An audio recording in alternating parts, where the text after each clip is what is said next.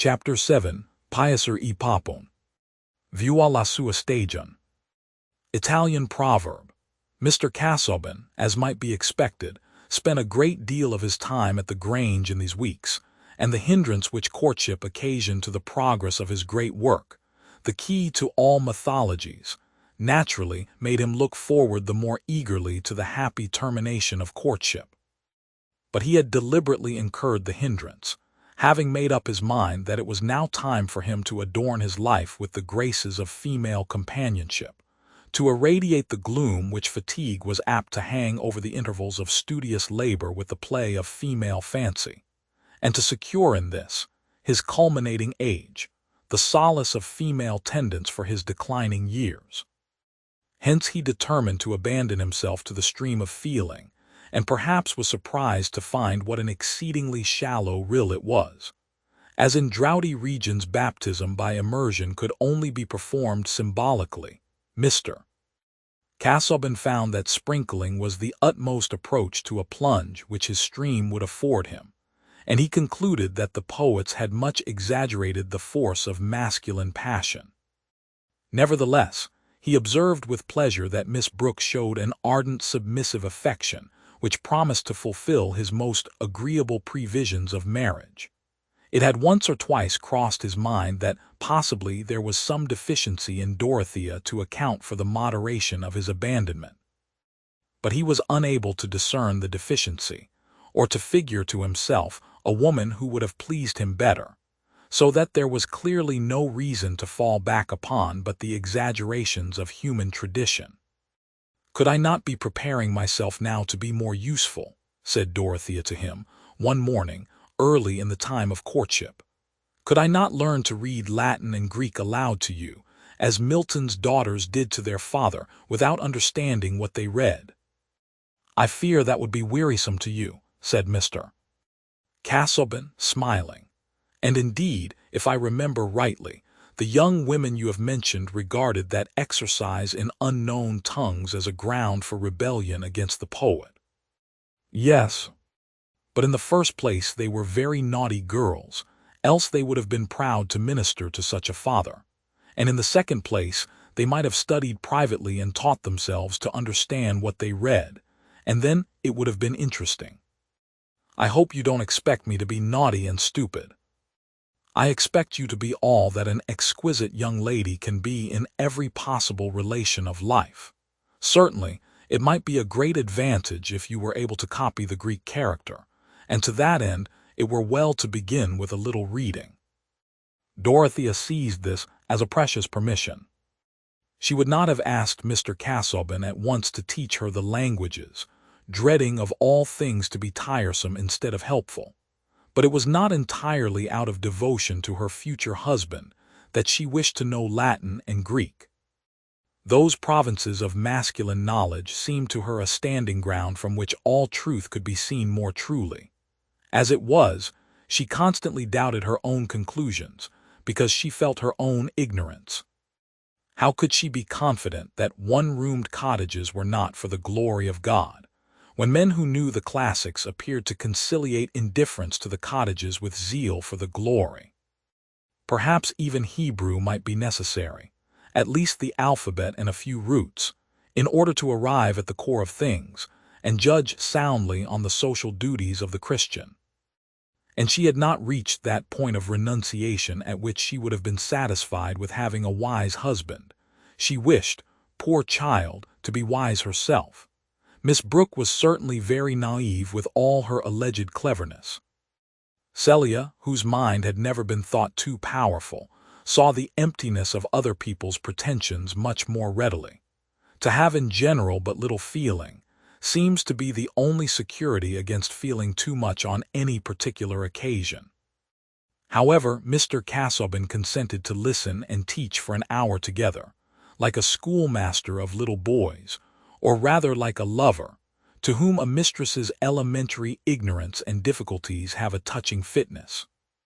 Few scholars would have disliked teaching the alphabet under such circumstances, but Dorothea herself was a little shocked and discouraged at her own stupidity, and the answers she got to some timid questions about the value of the Greek accents gave her a painful suspicion that here indeed there might be secrets not capable of explanation to a woman's reason. Mr. Brooke had no doubt on that point, and expressed himself with his usual strength upon it, one day that he came into the library while the reading was going forward. "Well, but now, Casaubon, such deep studies, classics, mathematics, that kind of thing, are too taxing for a woman. Too taxing, you know." "Dorothea is learning to read the characters simply," said Mr. Casaubon, evading the question. "She had the very considerate thought of saving my eyes." "Ah, well, without understanding, you know, that may not be so bad. But there is a lightness about the feminine mind, a touch-and-go music, the fine arts, that kind of thing. They should study those up to a certain point, women should. But in a light way, you know. A woman should be able to sit down and play you or sing you a good old English tune. That is what I like, though I have heard most things, been at the opera in Vienna, Gluck, Mozart, everything of that sort. But I'm a conservative in music. It's not like ideas, you know. I stick to the good old tunes." "Mr. Casaubon is not fond of the piano, and I am very glad he is not," said Dorothea, whose slight regard for domestic music and feminine fine art must be forgiven her, considering the small tinkling and smearing in which they chiefly consisted at that dark period. She smiled and looked up at her betrothed with grateful eyes. If he had always been asking her to play the last rose of summer, she would have required much resignation. "He says there is only an old harpsichord at Lowick, and it is covered with books." "Ah, there you are behind Celia, my dear." "Celia now plays very prettily and is always ready to play. However, since Casaubon does not like it, you are all right. But it's a pity you should not have little recreations of that sort, Casaubon. The bow always strung, that kind of thing, you know, will not do." "I never could look on it in the light of a recreation, to have my ears teased with measured noises," said Mr. Casaubon. "A tune much iterated has the ridiculous effect of making the words in my mind perform a sort of minuet to keep time, an effect hardly tolerable, I imagine, after boyhood. As to the grander forms of music, worthy to accompany solemn celebrations, and even to serve as an educating influence according to the ancient conception, I say nothing, for with these we are not immediately concerned." "No, but music of that sort I should enjoy," said Dorothea. "When we were coming home from Lausanne, my uncle took us to hear the great organ at Freiburg, and it made me sob." "That kind of thing is not healthy, my dear," said Mr. Brooke. "Casaubon, she will be in your hands now. You must teach my niece to take things more quietly, Dorothea?" He ended with a smile, not wishing to hurt his niece, but really thinking that it was perhaps better for her to be early married to so sober a fellow as Casaubon, since she would not hear of Chetham. "It is wonderful, though," he said to himself as he shuffled out of the room, "it is wonderful that she should have liked him. However, the match is good. I should have been traveling out of my brief to have hindered it, let Mrs. Cadwallader say what she will. He is pretty certain to be a bishop, is Casaubon. That was a very seasonable pamphlet of his on the Catholic question, a deanery at least. They owe him a deanery." And here I must vindicate a claim to philosophical reflectiveness, by remarking that Mr. Brooke on this occasion little thought of the radical speech which, at a later period, he was led to make on the incomes of the bishops.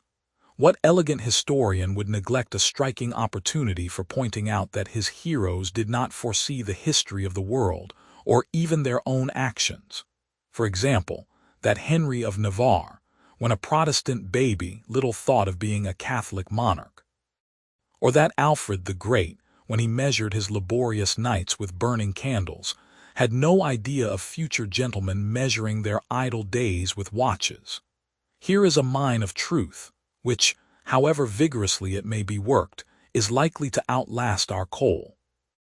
But of Mr. Brooke I make a further remark perhaps less warranted by precedent, namely, that if he had foreknown his speech, it might not have made any great difference. To think with pleasure of his niece's husband having a large ecclesiastical income was one thing, to make a liberal speech was another thing, and it is a narrow mind which cannot look at a subject from various points of view.